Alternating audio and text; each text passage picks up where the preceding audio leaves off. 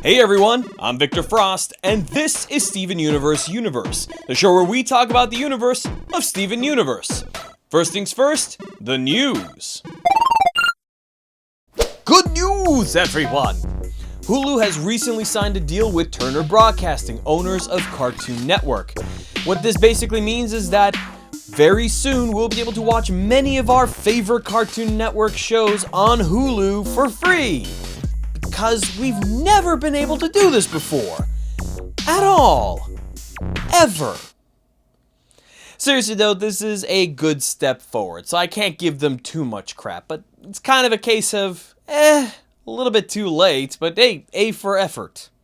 In other news, the Steven Universe subreddit recently breached 15,000 subscribers, gaining almost 5,000 last month alone. At this rate, it won't be long until we are the same size as the My Little Pony subreddit. Personally though, I can't wait until we see the day that the Steven Universe fandom has the same level and just sheer amount of fan output, creative output that is, as the My Little Pony community. Wouldn't that be something? Speaking of, let's see what you guys have been up to. It's time for a review. There is yet another Steven Universe YouTube show, and it is amazing. Put It All on Greg's tab goes through episodes of Steven Universe and asks the question, how much damage do the Gems and Steven really have to deal with? Throughout the course of the show, you can see the cost of the damages being added up, and on the rare occasion subtracted, and the amounts get pretty intense. Either insurance around Beach City must be astronomically high, or the Gems have some treasure they keep doling out to pay for the damages because, let me tell you, there is no way what Greg is making at the car wash is going to be enough to pay for those sums.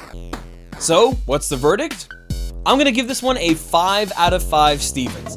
I absolutely love creative analyses of works, and this one does it in a style that is all its own by injecting a good amount of humor into it. If you like shows like CinemaSins, you will like this show. So, should you watch it? Absolutely. So now it's time for us to look at the latest episode and see what we learned. If you haven't seen the episode Love Letters yet, now's your chance to pause this video, go watch that one, then come back. Don't worry, we'll wait.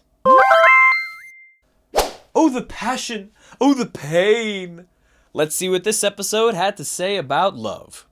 Jamie the mailman has just returned from his trip to the movie capital of the world, Kansas? He's delivering all of Steven's backlog mail when, like a siren from the sea, Garnet rises from the ocean. Boom, clap, the sound of his heart, Jamie is in love. Or is he? As Garnet points out towards the end of the episode, real love takes time and understanding, neither of which Jamie had. The episode does a good job of bringing out the moral of the story, so this is going to be a short one. But there are still a few things that I think we could talk about here. The first thing is that Jamie, who came back to Beach City in order to escape the prospect of yet another rejection, fell in love with Garnet. But Garnet isn't just a person. Wait, really? Well, yeah. She is a relationship. Oh, you mean because she's a fusion? As Garnet says, Jamie could not have fell in love with her as a person. So instead, Jamie fell in love with her as the idea of a relationship. Something that could fill the hole in his heart caused by all of that rejection. This is kind of a sketchy interpretation, but I really like the meta-ness of it. It fills a hole in my heart.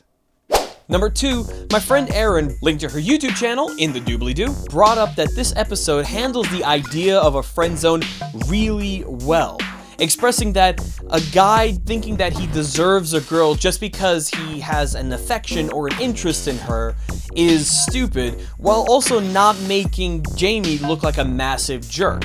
She says, quote, Jamie is still a nice, likable guy, and not even that much of a quote-unquote nice guy. Yet the writers were still able to show that it's okay for Garnet not to return his feelings, just because he's nice and thinks he loves her. Also, that Jamie can still move on with his life after being let down. End quote.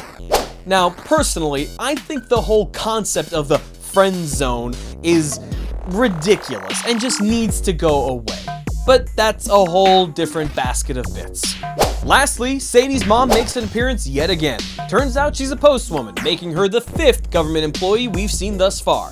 For those of you keeping score at home, that would be Mayor Dewey, Jamie, Useless Bodyguards 1 and 2, and finally, Sadie's mom, whose name turns out to be Barb. Short for Barbara, I guess. Well, still no last name, but hey, it's better than nothing, right? And that's what we learned this time on Steven Universe. Join us next episode where we talk about Reformed. I'm Victor Frost, and I'll see you next time on Steven Universe.